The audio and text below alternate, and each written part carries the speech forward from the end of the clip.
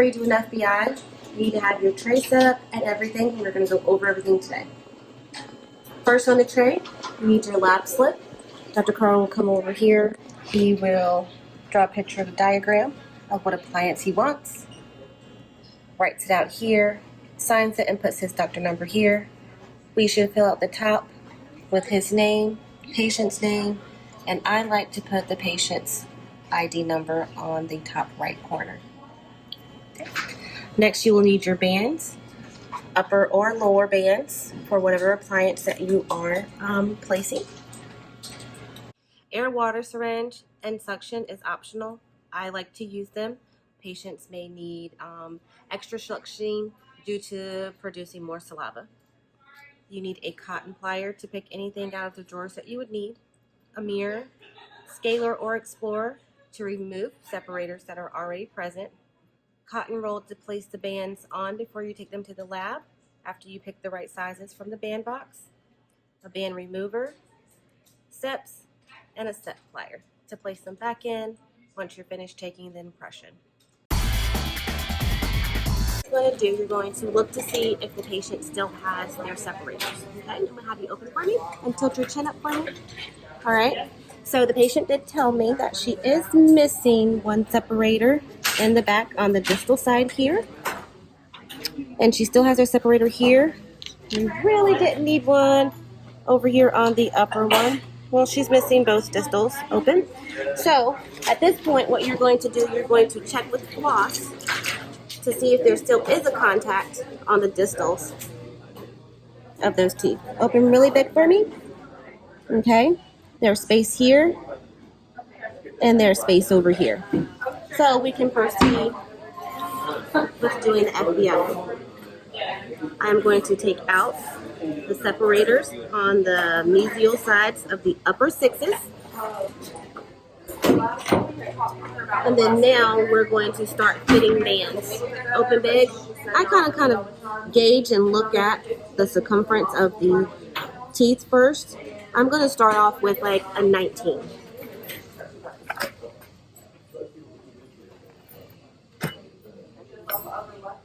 So sometimes these bands can kind of be distorted. I just kind of take it and kind of fold it back to where it is. So this is the upper left. The size is going to be right here on the mesial side of the band.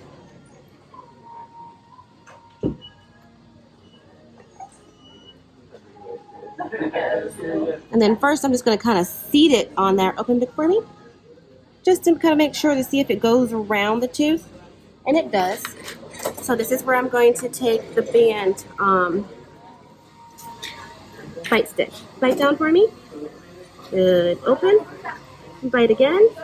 Good. Bite one more time. Open. Okay. So as of right now, that 19 doesn't go all the way down. So sometimes teeth can be more slimmer on the occlusal side versus going up towards the gingival part. So I'm going to go ahead and take this off because that is too small. I'm going to go and just jump up to a 21. If that's too big, then I know that the next size down will be the perfect fit.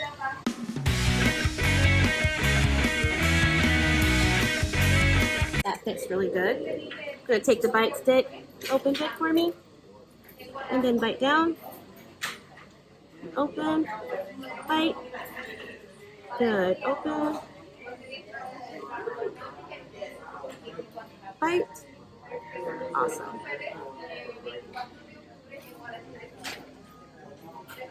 Bite right here.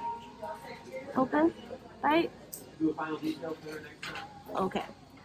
So now I'm going to pull down. That's a little wiggly. So I'm going to go to a 20. That 20 should fit. And we should be good to go.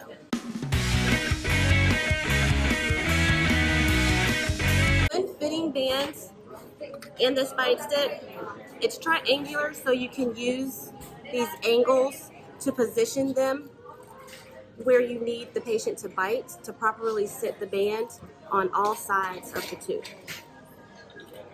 So here's the 20 band. As I set this one, I am going to use a 20 band on the right side just to give a good gauge. Bite down for me. Bite down tight. Good. And bite down here. Awesome. Open. And then bite. Awesome. Bite. Bite down right here. Good. Awesome. Okay. And then bite one more time here. Great. So, as I kind of move around and move this band, it's very secure. It's not sliding. It's not tilting back and forth. Bite down for me. So I'm going to also look at the band, open big, to see how it's fitting around the tooth. It fits really good. Nothing is hanging down on the mesial or distal side of this band. And how it's positioned looks really good and flush on how the wire is going to go from this tooth to this 4. Okay. So now we're going to start on the right side. I'm going to grab that 20. So that 20 is really big. So I'm going to go down to a 19. Tilt your chin upwards. So as you see this band is not hanging down. Bite down one more time. I want to make sure on the distal or the mesial of this tooth. And then how it's going to line up with the 5. It's going to kick out and come in, and it's going to help all of these teeth here. Once the wire's back here, pull everything out once we set the appliance.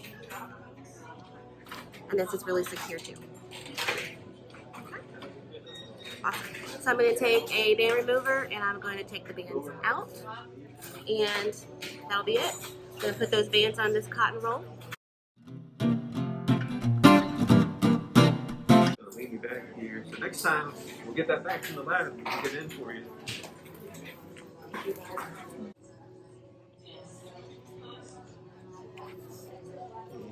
Nice to get it for me, sweetie. Yeah, that's going to help us so much because you know how your upper jaw is just so narrow. We need to get that widened out. It's going to make it on our 6s on the upper. Yes, sir. And open again for me, sweetie. And bite the open. And open one more time.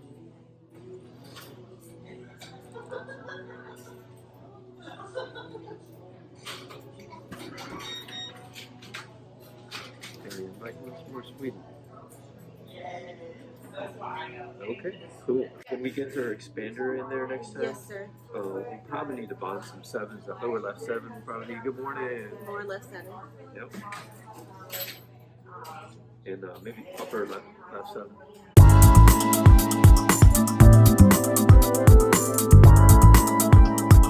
going to have the patient choose a flavor for their impressions. Okay, bubblegum. So knowing the patient has braces on, I am going to pick a tray that is larger, a little larger than the arch of their mouth, just so that the braces can accommodate into the impression. I'm going to have the patient open really big for me. Going to go all the way back, lean forward for me, and I'm going to press up and pull out the patient's lip and hold it here for 45 seconds. Just to get that impression material off of her teeth. I'm gonna have patient go brush her teeth, rinse out, go back and sit in the chair, and anything of the material that's left in her braces, I'm going to remove them before she leaves today, and we're gonna place the separators back in. All right, we're gonna put steps back in today, mesial and distal of the upper 6s. I have my separating plier with my separators. Open for me. And we're just going to simply put those back in there. Sometimes we have too much space, and it could be hard to put those back in with the separating pliers. If this is the case, we will do it with floss. Open that for me.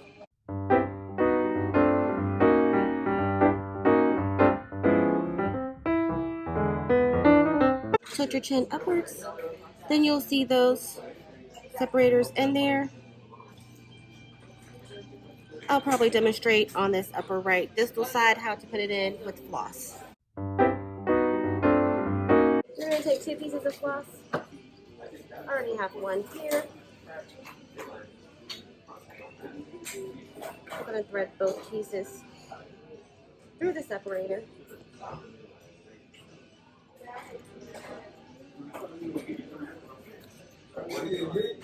To help stretch that separator out, and I will place it here. So you're going to stretch it out, go here, open big for me, and then you're going to kind of just seesaw it through. And like I said, sometimes they will probably won't fit just because of all of the space that is there, but we're going to try. The separator is fitting in on the buccal side of this tooth more than the lingual side. So what I'm going to do, I'm going to carefully put my finger here and pull each piece of floss out without pulling out the separator. She is all set and good to go. Next visit, we will be putting in the appliance, and we'll be taking the wires, placing them back, placing coil springs in places where teeth are crowded out before we bond them.